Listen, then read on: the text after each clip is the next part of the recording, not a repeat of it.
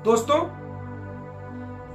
कभी भी किसी भी विषय पे अगर आप बात करते हैं, अगर मास्टरी हासिल करना है तो आपको कॉन्फिडेंस जोन में रहना बहुत जरूरी है। जब आप डर को बिल्कुल पीछे छोड़ रहे होते हैं, जब आप डर से निकल करके लर्निंग की दिशा में आगे बढ़ रहे होते हैं, और जब लर्निंग भी आप पूरा कर लेते हैं डर को बार बार पीछे छोड़ के, तो आप जब के अंदर जब कॉन्फिडेंस आता है तो वहीं से मानव सभ्यता का विकास शुरू होता है, वहीं से इंसान आगे बढ़ने की दिशा में कदम रखता है, और वही कॉन्फिडेंस एक दिन इंसान को सफल बनाता है, उस विद्यार्थी को एग्जाम पास कराता है जिसके मन में डर था, और वही कॉन्फिडेंस एक बिजनेसमैन को बड़ा बिजनेसमैन बनाता है, और वही कॉन्फिडेंस एक जॉब करने वाले इंसान को एक प्रभावशाली कार्यकर्ता बनाता है, एक प्रभावशाली जो काम करने वाला टेक्नीशियन बनाता है। वही सब कुछ कॉन्फिडेंस हमें जीवन को आगे बढ़ाकर नैया पार कराने में हमारी मदद करता है। अगर आपके मन में एक बार कॉन्फिडेंस आ गया मित्रों, तो आप विश्वास कीजिए, आप इस दुनिया का हर वो असंभव काम कर सकते हैं जो आपने जिंदगी में ठान रखा। कभी भी आप नहीं रुक सकते। बस वो जरूरत है कि आपके मन के अंदर, आपके दिल के अंदर वो जज्बात पैदा करने की और डर को हराने की, जो डर आपको जिंदगी भर खाए जा।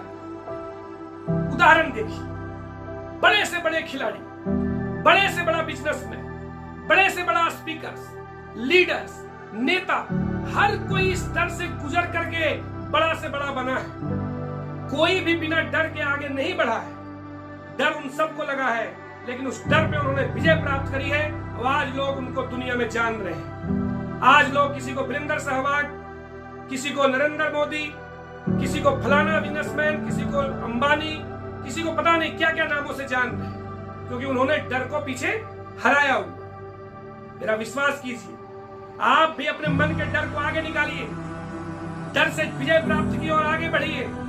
एक दिन आप कामयाबी की दिशा में अपने कदम को रख रहे होंगे और मुझे उस दिन को याद करेंगे। धनंजय कुमार जी ने आज हमें कुछ बताया था, उस समय डर से निकल करके अपने मुकाम को हासिल करने में कामयाबी हासिल कर। साथियों, मैं एक उदाहरण देता हूं। थॉमस एडिसन का नाम आपने सुना हो।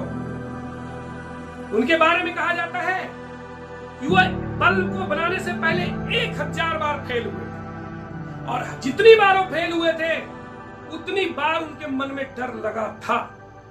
जब उन्होंने बल्ब का पहला परीक्षण किया था, तब उन्होंने ये सोचा था कि नहीं, ये काम तो मेरे से हो ही नहीं सकता। लेकिन वो रुके नहीं, क्योंकि उन्होंने एक डर का कोना उसी समय निकाल दिया था आपके मन के अंदर से।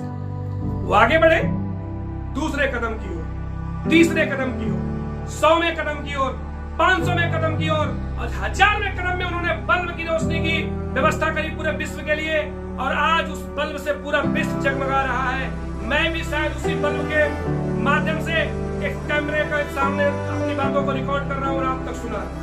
तो उस थॉमस एडिसन के मन से अगर डर हो सकता है, उस थॉमस एडिसन के डर को अगर निकल करके एक महान वैज्ञानिक और एक महान जो है शोधकर्ता और एक महान आविष्कारक जन्म ले सकता है, तो आपके मन से क्यों नहीं ले सकते? आप क्यों नहीं बन सकते? विश्वास कीजिए, एक दिन आप भी जरूर बनिएगा। बस अपने डर को पीछे छोड़िए और आगे बढ़ने की कोशिश कीजिए।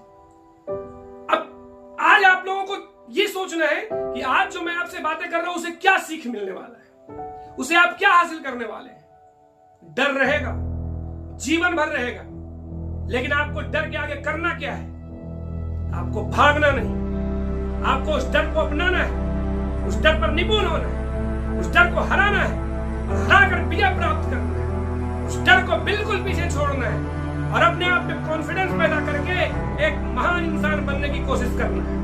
आपने अब तक जो भी ठाना है अपने जीवन में, उस डर को हरा के वो प्राप्त करने की दिशा में आगे बढ़ना है। मेरा विश्वास कीजिए दोस्तों, आप एक दिन जरूर सफल होंगे, क्योंकि आपने डर को अगर छोड़ दिया, दुनिया में कोई भी औकात नहीं, कोई भी कीमत नहीं कि आपको कोई और हरा सकता है। खुद के मन का डर इंसान की सबसे बड़ी कमजोरी है, और आज मैं वही आपको सिखाने की कोशिश कर रहा हूँ। इस डर को आपको हराना है, डर पे विजय प्राप्त करना है। साथियों, अब मैं आपसे पूछना चाहता हूँ कि आपके जीवन में कभी डर लगता है या कभी लगा है? आप कभी डरे हैं और या तो डर प्राप्त करके आगे बढ़े हैं? अगर आपके मन में ऐसी कोई घटना घटी है, आपने डर पे विजय प्राप्त करके आप आगे बढ़ के कुछ मुकाम हासिल किए हैं, तो हमें हमारे कमेंट में जरूर लिखिए। हमसे जुड़िए, हमें बताइए, हम आपकी बातों को और आगे किसी सब्जेक्ट में शामिल करके एक नया एपिसोड बना रहे होंगे। आप सभी का एक बार फिर से बहुत बहुत धन्यवाद। आप देख रहे थे जिंदगी बोलती है। हम फिर मिलेंगे अगले एपिसोड में, जिसका नाम होगा जिंदगी बोलती है, पॉडकास्ट में धनंजय कुमार। नमस्कार।